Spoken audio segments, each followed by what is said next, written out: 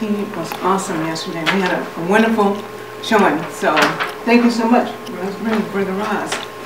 I'm going to tell you a little bit about him. Ras Ben, he's an innovative educator, counselor, wellness provider, peacekeeper, mediator, sacred timekeeper, and a scribe. Originally, he's from Washington, D.C. Ras Ben has served in the Philadelphia area for over a decade. Falling in love with the city after receiving his M.A. from Temple University in African American Studies in 1992. Ras Ben is a self-published author and has recently released Rocks of Ages, a new edition.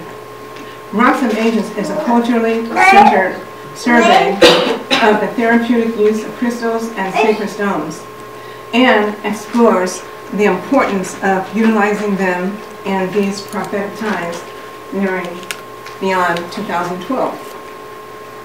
Ras Ben is a self-published author and has, Ras Ben, he's a family man who advocates healthy home environments for youth. And Ras Ben has been married for 26 years and is a father of 7. All right. Ras Ben is a spirit man who brings a divine presence to all events that he is a part of. He has such a gentle spirit, and you guys are in for a treat. So please help me welcome Ras Ben. Yes, thank you for the gracious introduction, and thanks again to BH for creating this opportunity. It's beautiful, As I shared with the crew yesterday, I left the day before another snowstorm in Philadelphia, and I talked to my family today. They said the snow is still on the ground. As I was sitting out in the backyard getting a little bit of sun. So this has been a great experience. I feel rejuvenated and just enjoy the energy on the west side. The vibes are freer. The environment is more appealing to the eye. The people are pleasant. So I'm really thankful. And I really enjoyed myself yesterday too. Y'all were a very receptive and responsive crowd, and that makes it easy. Sometimes you get up in front of folk and you can't feel if they're receiving what you're sharing, It's like a kind of a disconnect. But I could tell we were all there yesterday. And so that was affirmative, because it lets you know that some of these crazy ideas you might be thinking might not be so crazy after all, So have something what I think is some information I think is empowering to share today. It's really getting into what I think is some of the most important principles I cover in the book Rocks of Ages. So as Sister Bianca has shared, Rocks of Ages is a self-published work of mine. As far as I know, it's the first African-centered, indigenous-focused look at crystals and sacred stones. This is actually a reprint. The first edition came out in the year 2000. I did an expanded reprint in 2008. The expanded reprint also kind of how the first edition was Rocks of Ages. It was kind of like a double entendre because we were looking at crystals through like a historical lens. How were crystals used in ancient times by ancient people? But when we reprinted it, because the times we were in, we have to know we're in kind of prophetic times. Not just biblical prophecy, but prophecies from many different traditions and cultures, you know? And so I felt it was important that we looked at that, particularly that whole 2012 phenomenon, right? Because we know a lot of times they want to throw that fear factor on natural events so that when that thing goes down, we're in fear mode. We're not in creative, productive, creating our own reality. We're in fear-based expectations of someone else's projection, you know? So I felt it was important we look at what our ancestors had prophesied about these times. Not just biblical prophecy. We looked at biblical prophecy, but, you know, looked at others as well. And that was the expansion. But everything that was in the original edition is in the reprint, as well as some other information about crystals, like other relevant information I had found in that 8-year journey from 2000 to the point that the reprint came out. So one thing I do want to say about Rocks of Ages is it's not an A to Z encyclopedia reference of crystals. And so if you're looking for that, you might be disappointed. You know, you're not going to be able to open it up and be like A, azurite, C, chrysocolla, and then just read about the specific properties of those crystals. And you know, and I will share, the main reason why I did that is because I think the greatest gift the Mineral Nation has to offer us is a strong inner communication, a strong intuitive understanding. Because a lot of times in those A to Z encyclopedias, it'll say malachite, put it on your heart on Sunday, you know, say I love you, and you're healed, right? And that might be true. That might be true. But malachite might even have a deeper healing experience awaiting you. But if you just do what that book said, you're not even going to be open to that deeper healing. So what Rocks of Ages does is attempts to awaken your intuitive inner communication, right? So that you're the book. Okay? You're the book. You're the source. You're the reference. And in saying that, though, we do have to inform ourselves about certain principles. Namely, ourselves. Okay? There's a principle in creation called consubstantiation, which is a big fancy word, which basically means we're all made of the same substance.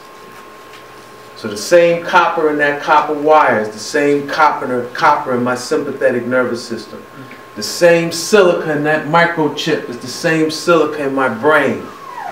The same calcium in the sheetrock.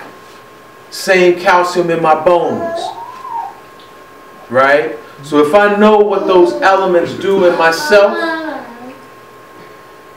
if I know what those elements do in nature, and I know those elements are in a crystal I just got, I'm going to be able to intuit what healing potential that crystal has for me. Okay? Remembering how our ancestors worked with crystals and sacred stones so that we can awaken that dormant potential in our DNA.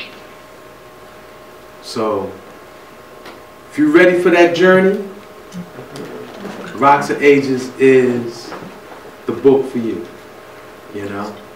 And what I'm going to share today is what I think is one of the most important aspects of it, right? Kind of awaken this earth keeper spirit within you with that overstanding of consubstantiation. We all are the same substance. Okay?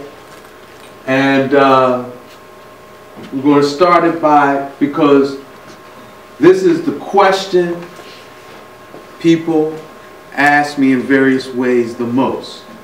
What stones are for what issues? But like I said, I'm not the source. You're the source. So that's what this is what we're going to look into today. And that first principle, we need to identify the minerals that are in that stone. And then find out what those minerals, what those elements do in your body, and meditate on that. And you're going to get that insight. So we are going to do an A to Z run through of the essential and trace minerals that are in our body. Survey what they do real quick, and talk about the stones that you can find in them. Okay? Essential, which means what? You need it. We need it almost daily. And trace, which is what? Minute quantities. Minute quantities. You don't need a lot of them. Alright? For calcium, we'll start with calcium just because it's C. It's an essential mineral. Where is calcium stored in our bodies? Bones and skeletal system. What does our skeletal system do? Support.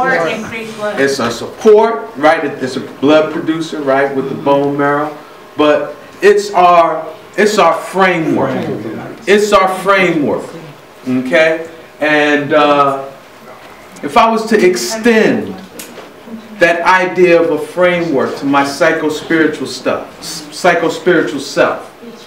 we're talking about my worldview, my paradigms, my belief systems, my habits, that part of my thinking, feeling, spirit self that we oftentimes don't think about because it's almost like the operating system of the computer.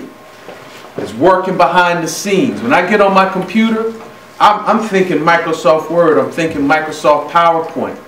I'm not thinking Microsoft Windows. But without Windows, I can't access those other things.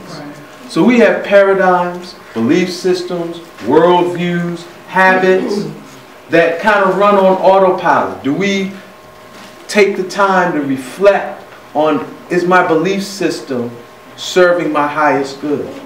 Is my belief system keeping me in optimal health? This is the dimension that the calcium-based stones work on. Because this is my psycho-spiritual framework. Alright? My psycho-spiritual skeleton. Okay? Stones with calcium, apatite, apophyllite, calcite, of course, that's oftentimes the most common. Fluorite, prehnite, labradorite, and zoisite. Okay? Dambarite. These are stones where we can find calcium.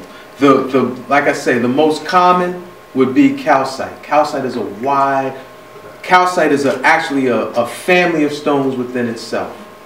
Comes in a variety of colors, as well as crystalline manifestation.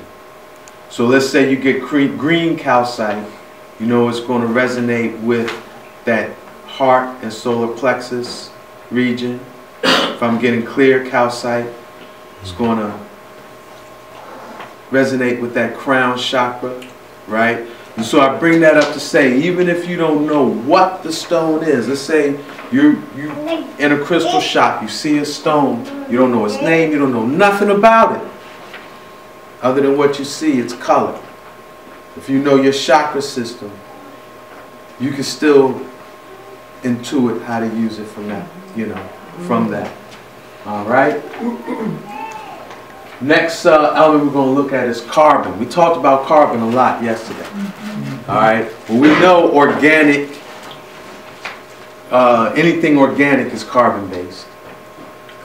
Okay? So all life is carbon-based. Carbon is the organizing molecule that life force energy manifests through. Okay? So, you know, when you think about that, again, extend it to like what is these carbon-based crystals going to help me with.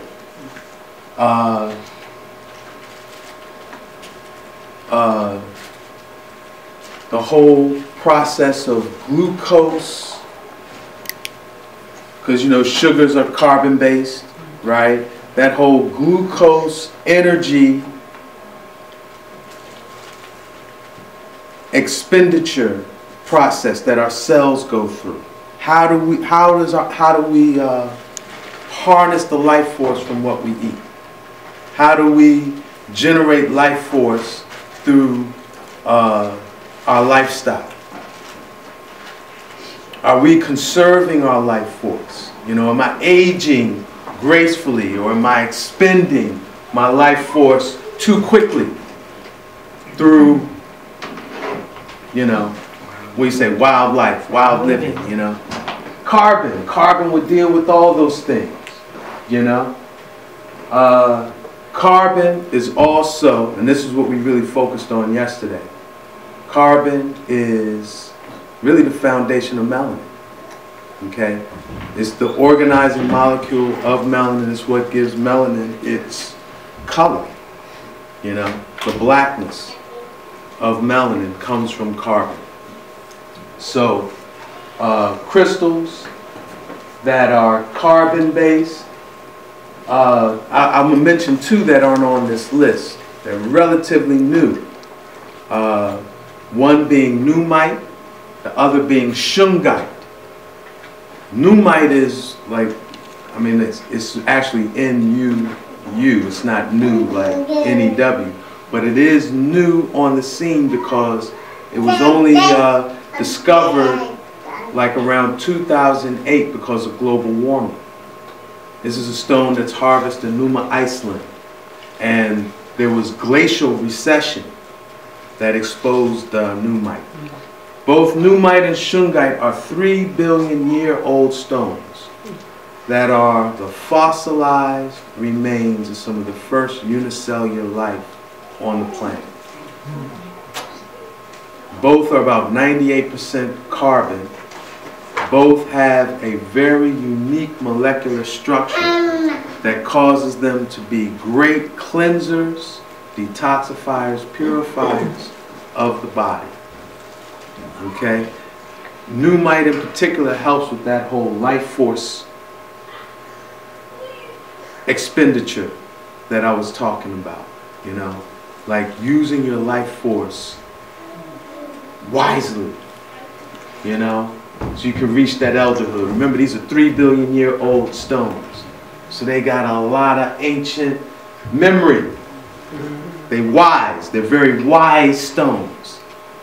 Okay, but other ones that we can focus on are aragonite, which is in the calcite family.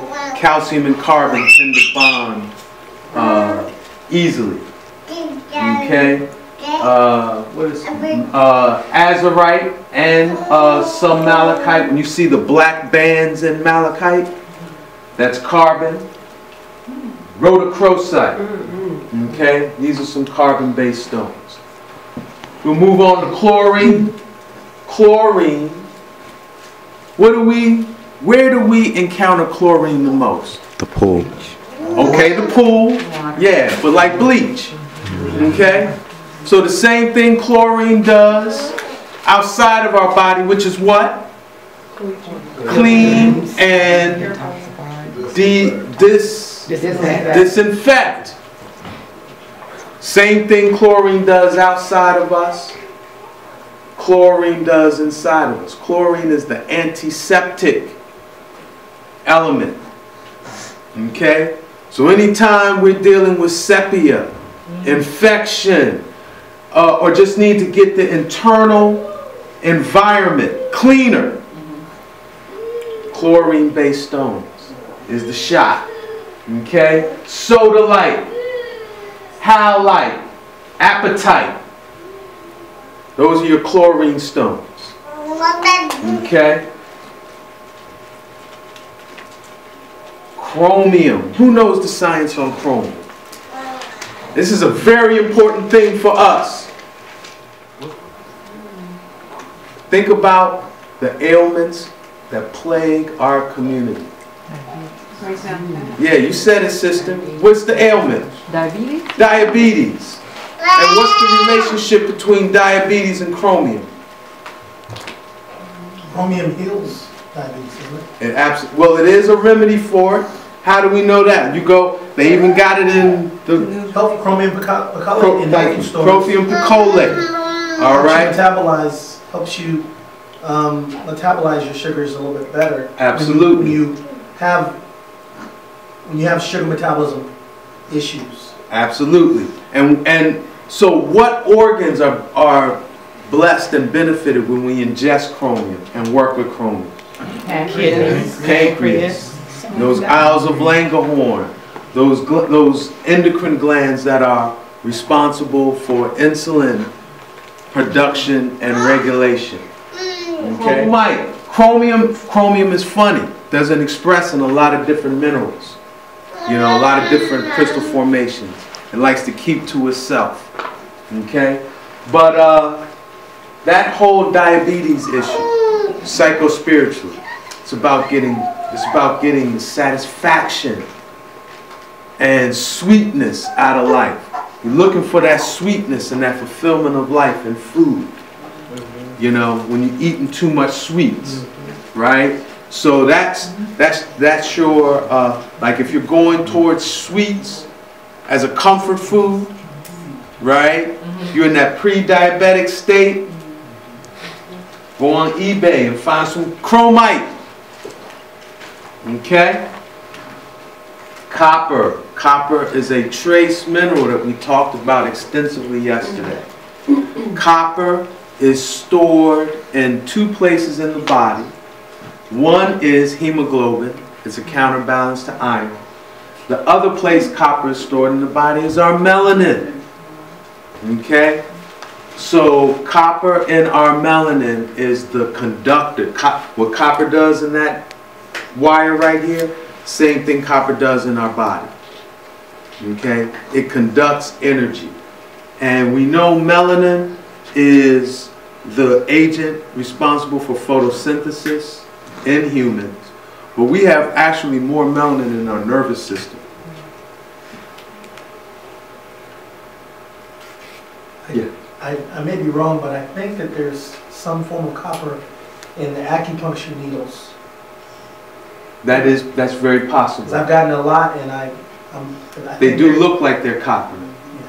Yeah. Yes. So now, the highest concentrations of melanin in our body is in our sympathetic nervous system. Our sympathetic nervous system is where we store trauma. So you know how we're in the post-traumatic era. Post-traumatic stress, post-traumatic war, post-traumatic sexual abuse and molestation. So we have all this stored trauma. Where is it stored? It's stored in our sympathetic nervous system. Okay? When we work with the copper stones are what releases the trauma. Okay, so this is the emotional. This is another important stone for us, because we're you know, our emotions are ruled by the water element. We are water element people. So when we have toxic emotions, yeah, we very reactionary. We have big buttons that are easy to push. You know, so we're oftentimes not in control of our behaviors. You know, we're acting out of a traumatic state. So we need to heal release the stored trauma through the copper stones.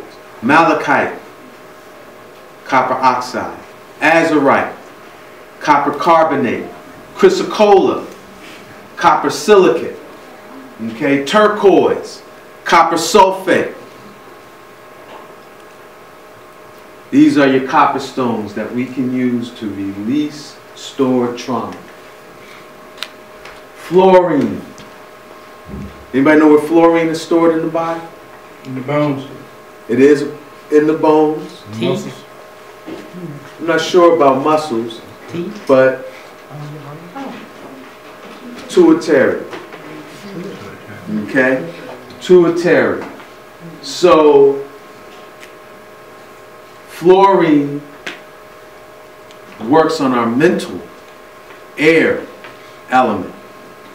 Just like we say malachite works on that water, emotional, fluorine works on the air and the mental. Okay? And you know how we hear, oh, if you drink, you know, because what do they put in water? Is it fluorine? No, fluoride. Fluoride. So anytime you hear "ide" at the end of something, what does that mean? It's a killer. Like homicide, suicide, genocide, right? When you put "ide" at the end of something, it's a killer. So fluoride, yeah, it's a killer. So recently you've heard this phenomenon. We want to decalcify our pituitary and pineal glands, right? It's not calcium that's built up around those glands. It's fluoride. Okay? So working with fluorite, which is the crystallized natural form of fluorine, that helps balance and harmonize that out. Okay? Hydrogen. Hydrogen is probably the most essential of elements. It means to produce water. When you see gin in the end of something, right, it's producing whatever that prefix is. So oxygen really means to produce acid. Okay, because to oxidize is to acidify. Hydrogen means to produce water. Okay, I already said we are water people. Life, carbon is the organizing molecule for life, but hydrogen, without hydrogen present, there is no life. Okay, so it is the life principle in elemental form. Okay? And hydrogen is found in many, many stones. Okay? The family of stones, like if you want to specifically work on your water element, like clean up the water within you, work with the zeolite family. Zeolite means boiling stone or steaming stone. These are stones that are formed through percolating water because of volcanic activity. So it's mineral-rich water percolating and splashing all around and causing crystallization to form when the water splashes and then evaporates, leaving, you know, deposits behind. But these are also water becomes a part of the molecular structure. So if you heat a zeolite, it's going to steam, it's going to release the water. Okay? But because of the high water content, these stones are good for working on our water element. Zeolites tend to be powerful cleansers. Powerful but gentle. Let me clarify that, specify that. Powerful but gentle cleansers. Apophyllite, prehnite, the most common zeolites. Okay, I probably got a couple more up there. Also opals, I'm glad I saw that. Opals are water-rich stones. Okay? Yes. All right. Iron. Very, very important, specifically for these times. Okay?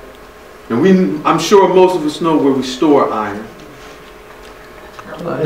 Right, specifically our hemoglobin. And the amount of iron in our hemoglobin is directly proportional to the amount of oxygen that we have available inside of our body. Okay? And those two together, iron and oxygen, manifest as vitality. So when we're low energy, lethargic, sluggish, we need iron. But beyond that, and this is why I say iron is really important in these times, because iron is the magnetic element also.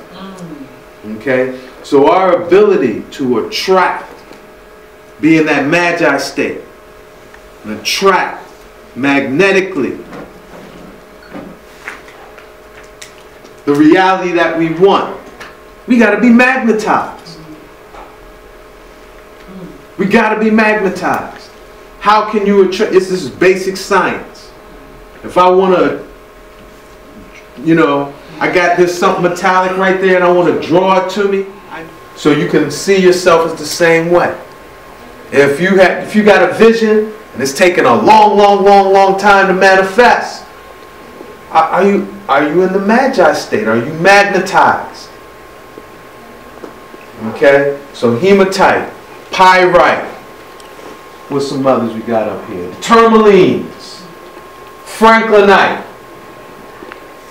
Okay? Our iron stones, as well as commercial magnets. Okay? That's one like man-made thing I think is alright to work with. You know, because yeah, we need to be magnetized. Okay? Lithium. What medical condition do they tend to prescribe lithium for? Bipolar, mental problem. Schizophrenia, bipolar conditions. Okay? So, and when we say bipolar, like extremes, like you're in a manic state, you're in a quiet state, you know, like you can't just be in a balanced state. Psychospiritually, we would say those conditions, there's a disconnect between the mind and the heart. Okay? There's a disconnect between the mind and the heart.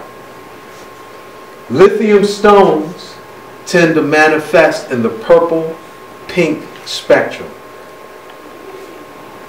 Purple resonates with what chakra? Crown? Well, yeah, crown and first eye. Pink resonates with what chakra? Heart. Heart. So lithium stones connect the mind and the heart. They get them working in unison. Okay? Lepidolite is the most common form, most common crystal you'll find lithium in. You can also find lithium quartz, which would be quartz with like a purple, pinkish inclusion. And that's the lithium inside the quartz.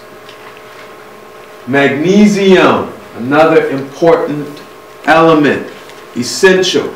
Okay, so now, who knows the relationship between hemoglobin and chlorophyll?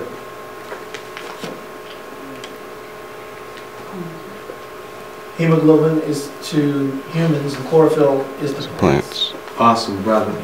And there's only one difference between hemoglobin and chlorophyll. In hemoglobin, the organizing element is iron. In chlorophyll, the organizing element is magnesium. But molecularly, they are identical, except for the replacement of iron with magnesium. Okay? So, magnesium is all about connecting with the plant kingdom. Plant medicine. Okay? Shamanic works with plants. Psychospiritually, this is what, you know, that magnesium crystals have to awake. What's the relationship between the human kingdom and the plant kingdom? Magnesium stones unlock that. Okay? But magnesium is also an alkalizing element that when we ingest it, it brings an immediate calm to the nervous system. Okay? Our nervous system likes it alkaline. Okay? And we experience magnesium also when we deal with Epsom salt. That's basically what Epsom salt is. It's salt with magnesium in it. Okay, and we know how that tends to be a calming aid when we, soak in it or apply it as a poultice. So magnesium stones, the olivine family, which is most common of which is peridot. Okay, so peridot is, check this. Remember we talked about that relationship with chlorophyll and hemoglobin, right? The olivine family is iron, magnesium, and silica. So it's really about, that's really that plant shaman stone, the olivine family. You also got antigerite, magnesite,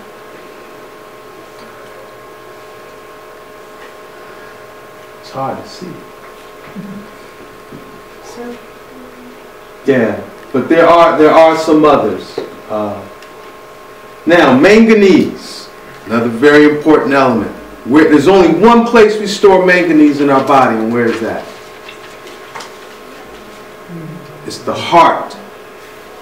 Manganese is stored in the heart. When we find crystals with manganese, they tend to manifest in the pink spectrum.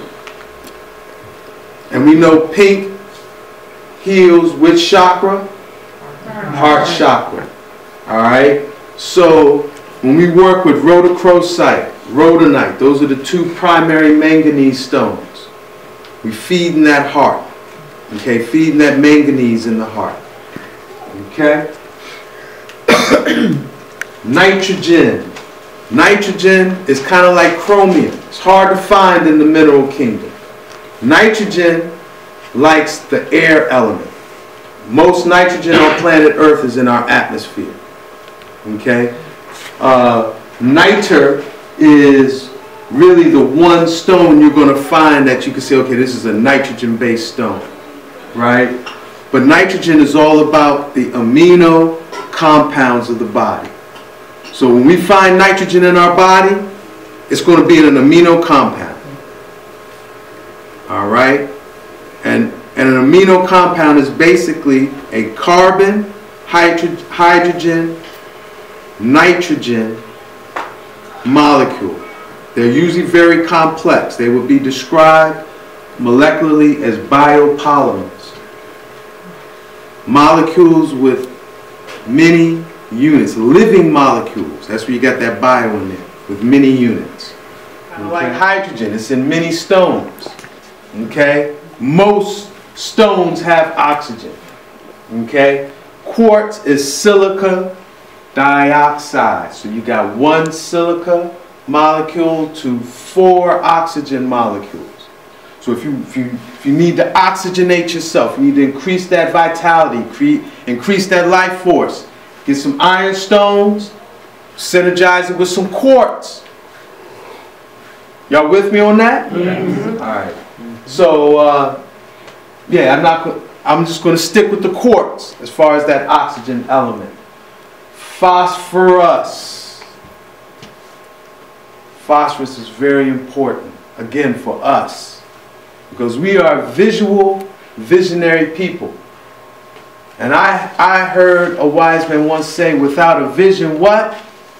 People will perish. The people will perish.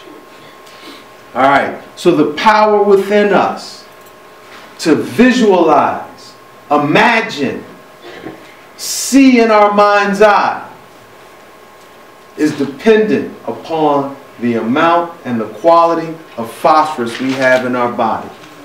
All right? Phosphorescence. When we see a firefly in the springtime lighting up, right? That process is called phosphorescence. And that firefly is, exposing the phosphorus to different acidic elements that are making it light up, making it fire up. That process goes on in our brain. And when we imagine something, so if I say, imagine the front of your house, imagine yourself standing in the front of your house. And you do that, what's happening is part of your brain is lighting up like that firefly. and projecting your memory onto your optic nerve. So you visualize what you're thinking. Okay? That ability, that potential inside of you is dependent on the quantity and quality of phosphorus you have. Apatite is the primary phosphorus stone. Okay? Some turquoise, lazulite, pyromorphite. These are other phosphorus containing stones. Okay? Potassium. Potassium is like magnesium. It's an alkalizer. When we ingest it, it automatically is going to alkalize the system and make the nervous system relax, feel better. Okay? Potassium is also a cleanser and helps us maintain proper pH.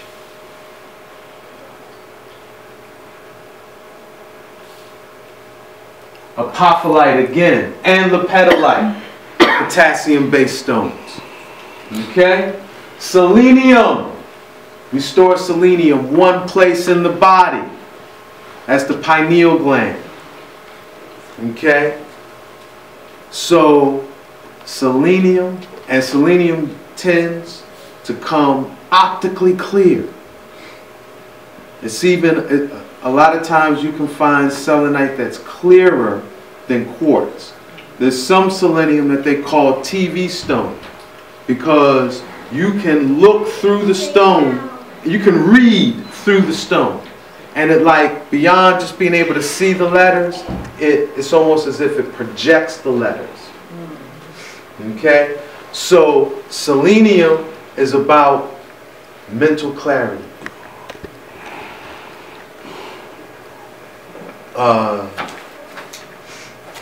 Spiritual clarity, being able to see far and clear. When we work with selenite, it tends to also, like as far as what you would say, calming the mind and bringing tranquility to the mind. Selenite is very powerful. To still the monkey mind. You know, we got the monkey mind where we're all over the place with our thinking, right? And it's like we want to focus, we want to concentrate, but we worried about the bill due on Thursday, and oh my God, those brakes sounded pretty shaky, and my kid, you know, I'm worried about him, right? But you need to be focused. Selenite is the crystal that just chills all that chatter out. Okay? Silica. I already kind of mentioned this. Same thing silica does in my brain, same thing silica does in the microchip. What does silica do in the microchip? Store energy? Stores information. It stores and processes information. Okay? So that's what silica does in our brain, particularly with our memory. Okay? I'm going to tell you a way that our silica, like how we have something that is kind of prevalent in our community we need to be aware of concerning silica is Alzheimer's and dementia. Okay? Because silica and aluminum molecularly are mirrors. They look identical. Okay? The difference is silica has a magnetic polarity. Aluminum has no, it's not electric or magnetic. It's like neutral. Alright? So our memories are held by the magnetic polarity of the silica. You know how we have nerve endings where there's a synapse, right? And that memory circuit, there has to be a current jump from synapse to synapse. Well, one synapse has to have an electric polarity The other synapse has to have a magnetic polarity to induce the current flow, right? But what happens is when we ingest a lot of aluminum through aluminum foil, aluminum cookware, and maybe even just environmental exposure, the body cannot differentiate between silica and aluminum. So it metabolizes the aluminum as if it was silica, and then it deposits the aluminum in our nervous system. Wow. The challenge is, though, the aluminum does not have the magnetic polarity needed to induce the energy to jump the synapse. And then we experience that as forgetfulness. Like it's in there, it's in there, but I just can't access it right now. You know? So And so that can end up with causing people dementia, right? that is dementia and Alzheimer's, yes. Wow. So a good way to address that is to work with the zeolite family that I had already mentioned. That zeolite family is good at removing heavy metals and particulates out of the body. They also have edible zeolite products. Okay? So they have liquid zeolites that you can add to water. They have powdered zeolites that are almost like a bentonite clay. You would take it similar to how you would take that bentonite clay internally. Alright? That's going to remove the aluminum. And then you work with silica stones, eat silica-rich foods. Horsetail is probably the greatest source of silica. You make horsetail tea. And yeah, that you can slow down, hopefully reverse those issues. Okay? Did it help at all? It probably helps, but I would just go ahead and get stainless steel, Pyrex, stoneware, and cast iron. How about aluminum foil? Should you use aluminum foil? Man, I would avoid it. I know sometimes, like, you know, you're hosting folk. You know, you need a quick setup, quick cleanup, but just be mindful and avoid it. And if you do find yourself using a lot of aluminum cookware, again, get the zeolite. You know, the zeolites, the liquid and digestible zeolites. Those things can be ordered online. There's one product I would like, because there's several products out there, the Zeoforce. Zeoforce powdered zeolite. What is that, a mineral or what? It's like a bentonite clay. Oh. It's a powder. And you know how bentonite clay, you can take that internally. It helps clean out your digestive tract. Yeah. Okay, by binding with, you know, the heavy metals, the organic particulates that just build up in our gut, right? Well, the thing with the zeolites, it does that, but it also travels throughout your blood and your organs and binds with the accumulated heavy metals throughout your whole body and allows you to eliminate it. Okay? Excuse me, can you spell zeolite for me? Sure. Z-E-O-L-I-T-E.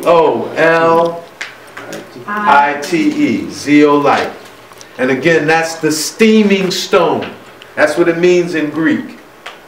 Zeolite. Some say the smoking stone. Okay? Or the steaming stone. Because when you expose zeolite to heat, it releases water. It's a water-rich crystal with a very unique molecular structure. Okay? It's a powerful, they would say zeolite's a powerful antioxidant. Okay? It eliminates free radicals out of the body. Whether that free radical is nuclear waste, which I would imagine y'all are aware of Fukushima. So if you want to say, hey, I want to detoxify, I feel these winds coming off the Pacific are constantly bringing me nuclear particulates from Fukushima. Huh. Might want to work with the zeolite. Oh, I've been exposed to a lot of aluminum. I'm going to work with the zeolite. Okay? All right, sodium. Sodium is another alkalizer. So what are the 3 alkalizers that we've mentioned so far? 3 alkalizers we've mentioned so far. Elements. Magnesium, potassium, and sodium. Awesome. All right. So sodium is one of 2 electrolytes in the body. Beyond being an alkalizing element, it's also an electrolyte, which means the body's ionic energy, the electricity running through our body, is dependent on sodium. Okay, what's the other electrolyte? Potassium. Potassium. Okay, awesome, brother. So, sodium also impacts the lymphatic system. Okay? Sodium impacts the lymphatic system. That's where we store sodium in our stomach, and we store sodium in our lymphatic system. Okay? So, when we are working with our immune response and mucus regulation, we want to work with our sodium stones. Labradorite, sodalite, black tourmaline, halite. These are our sodium stones. Alright? Y'all see how y'all in the book? Okay, our reference is ourselves. And the more we learn about ourselves, the more we'll know what powers these crystals have for us. Alright? Sulfur. Somebody from yesterday tell us what's up with sulfur. We all got it, and that's why it gets hot when we all get together. Alright, awesome.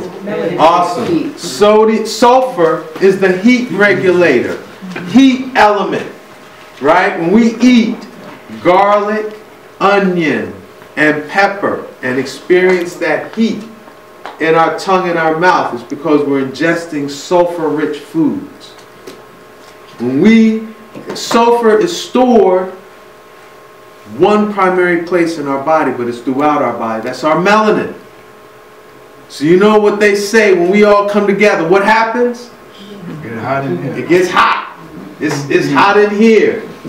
You know? So sulfur is the heat regulator of us. Okay? It's stored in our melanin, right? And sulfur is very important for cleansing our melanin. It's found in the amino acid cysteine, yes. And cysteine is in our melanin. Okay? So now, what's up with carbon? Carbon is the organizing molecule, but what's the challenge that carbon sometimes presents? The decay? Not so much that it decays. Yes. Earlier, when you mentioned carbon, maybe in relationship to metabolizing sugar, Yes. sulfur came to mind. So I'm thinking that there may be a relationship, or maybe I'm thinking a little further ahead. But that's the first. I was waiting for you to mention sulfur when you're talking about sugar, metabolism, and diabetes. That there's some type of connection with connection sulfur. in That's interesting. I'm going to follow up on that. I'm not familiar with sulfur's relation to. Yes. So franklinite is a very important stone for our community. If y'all Google YouTube, I think there is some footage from some of those mine trips that we did. Okay? So you can see, because it is a blast. We have a good time. So franklinite, zincite, willemite. These are your important zinc stones. Isn't zinc good for night blindness too? I'm not sure. I would follow up on that. Okay? All right, so now all this information's in Rocks of Ages. But again, it's presented in such a way to encourage you to look at yourself as the reference. To look at yourself as the book. All right? So now, how's our time? Okay, there's time for questions. That's what I felt. Yes. All right? Uh-huh. There is a large Moorish science community in Philly. Right. It's very vibrant. As a matter of fact, I think next month the brother Taj Tariq Bey is coming out, and I think he's centered in Philly. You know? Yeah, he's coming from Philly.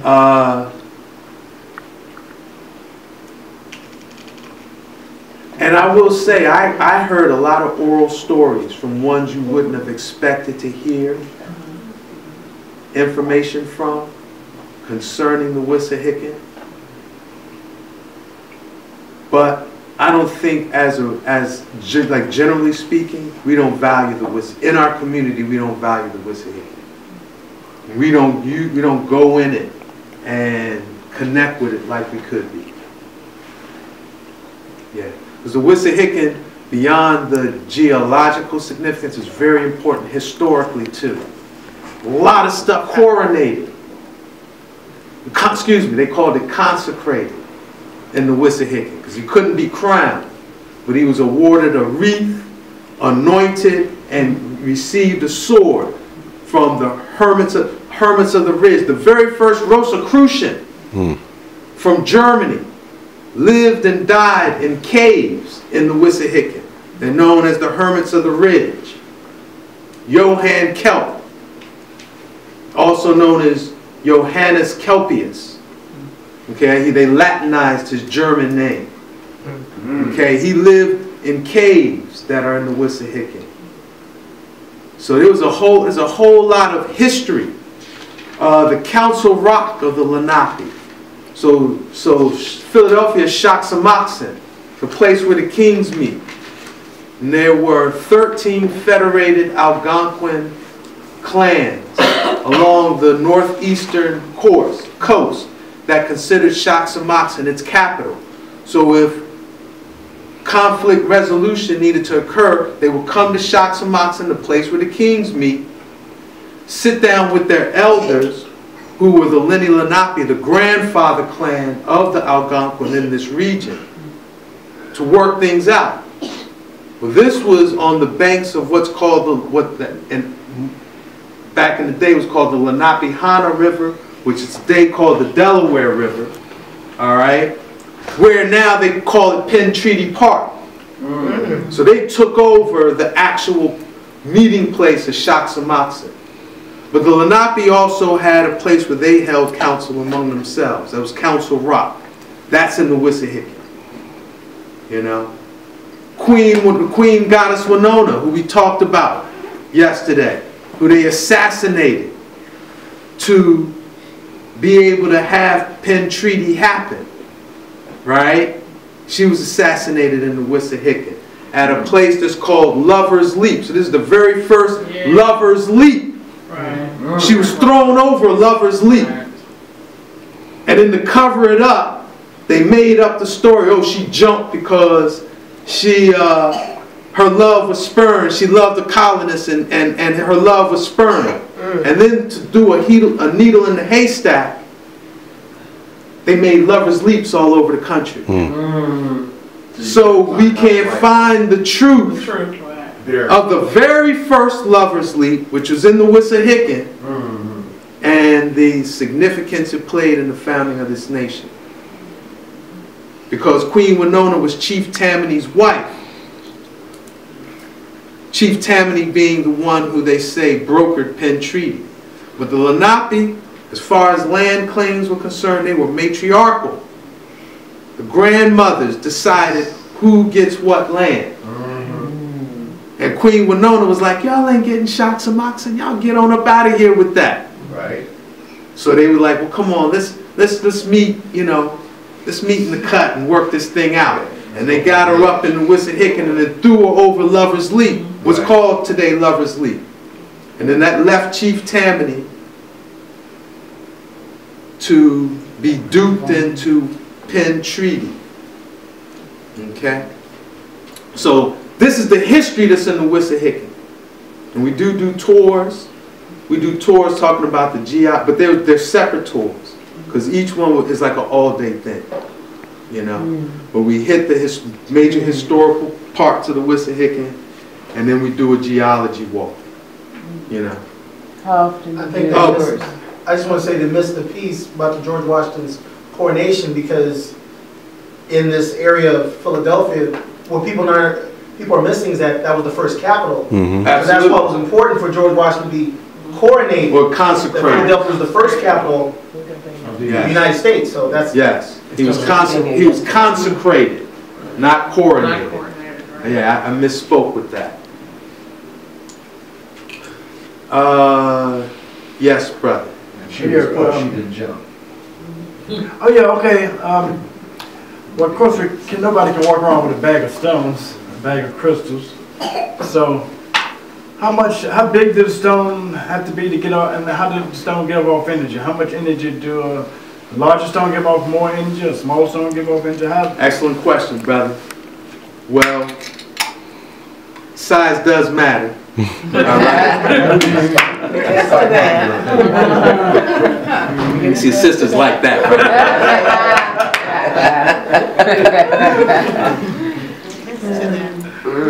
But our larger stones we keep at home.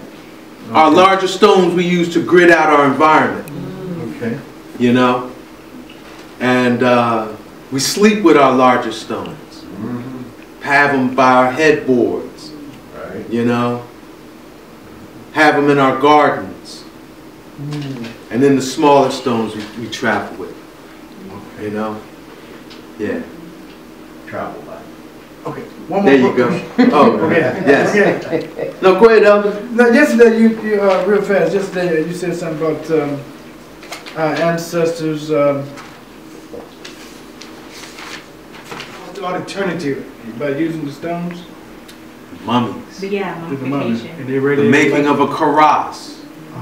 So the Kemetic term for a mummy is a karas. K-A-R-A-S-T, karas. Did I spell that right? Yes. All right. K-A-R-A-S-T, karas. And a karas is an immortal body. That's what it's, you know, if you translate it, it's an immortal body. So what is an immortal body? What, you know, let's think about this. Let's visualize this. What is an immortal body? But yet it's mummified. Turned into stone. It's a body It's petrified. that can transmit that life force. Like, all right, so here I'm living now. My life force energy, my spirit is coming in and through my body. And it's grounding into this earthly reality. So an immortal body is a body that can do that eternally. So what the process of mummification was all about is crystallizing my body. Through soaking it in what is called natron or bitumen, which is basically melted selenite. Okay? And crystallizing my body, preserving my melanin, because our melanin conducts and transmits and grounds our life force, right? So that's what mummification was all about, creating an immortal body. Okay. One more question there. I had just two quick questions. The first is about like what do you do when you work around a lot of computers, like MacBooks, and then we all got these cell phones, iPhones, stuff like that. I noticed a lot of like reaction from it, and so how do you kind of Excellent question. that? Excellent question. We did address that in depth yesterday. One recommendation I have is the double terminated clear quartz. Okay, it's a highly ionic stone. Energy is going to act in one of two ways when it impacts your body. It's either going to act like a free radical, which is what this does. So the radiation coming off of this is robbing my cells of my life force energy. Right. That life force energy is expressed in a molecular form as the magnetic ion. They call it the negative ion, but I avoid negative because negative is negative. You know, it has a negative connotation. And it's not really telling us its true nature. It's magnetic. So an electron that's free from an atom with a magnetic polarity, the magnetic ion, that is the molecular expression of life force energy.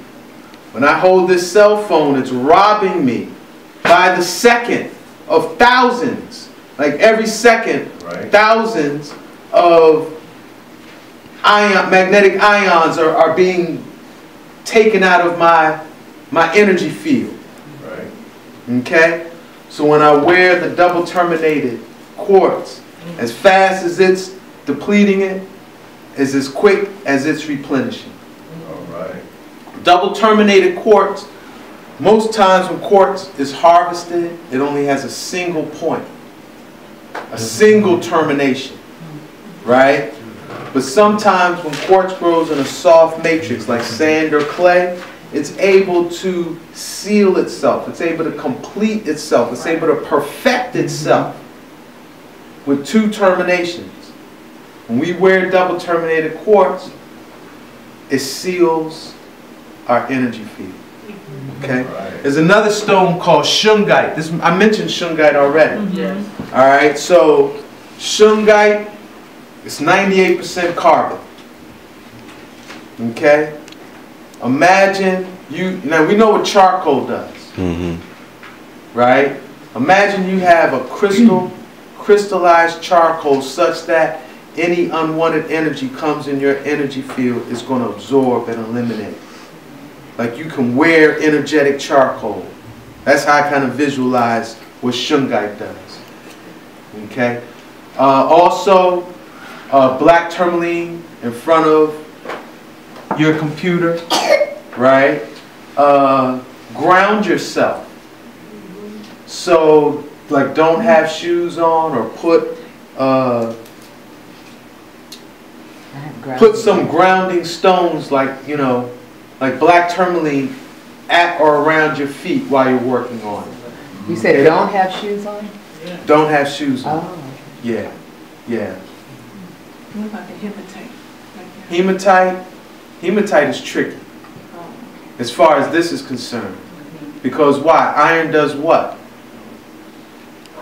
Iron resonates with certain radio waves and electromagnetic frequencies. Right? So for example, what are radio antennas made of? It's iron that they're running an electric current through. So now that iron antenna is resonating out of frequency that another antenna, metallic antenna, can pick up.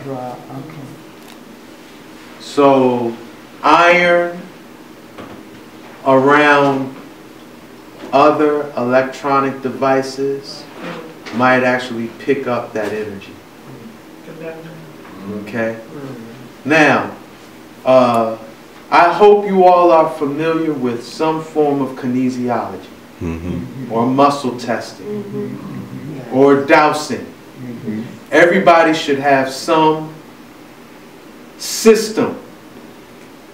Like I use the human pendulum. Center myself. Yes, yes, yes, yes, yes, yes, yes. So yes for me, I lean forward. No, no, no, no, no. Oh, so I go shopping like this, you know.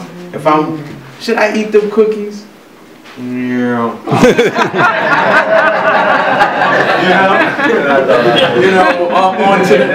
Let me find something else. Like, yeah, all right, I'll get this nectarine, you know, whatever. So you can do that for everything, but particularly your crystals.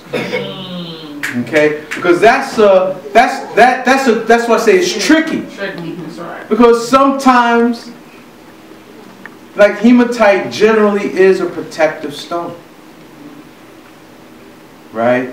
So that's an instance where I would muscle test, I would douse, I would ask my intuitive spirit self, is this serving me good for this purpose? Okay? Now, I have that double terminated quartz. Yes. And I use it for when I'm in front of the computer. I wear it against my body in a pouch. Yes. Not outside of my clothes. Is that right?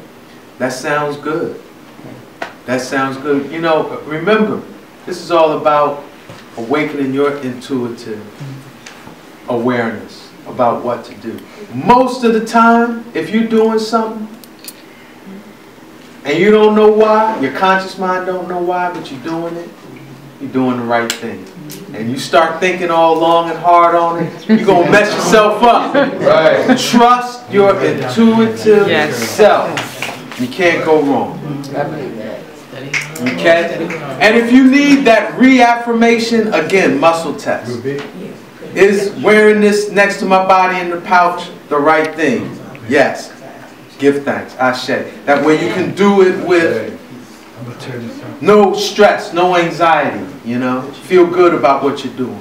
Isn't the way you have those stones wrapped important too? Does that matter? Doesn't it matter what you have them wrapped with? Is that copper? That is copper. Copper and quartz synergize very well. Copper, when under tension, there's a whole technology called tensor technology, right?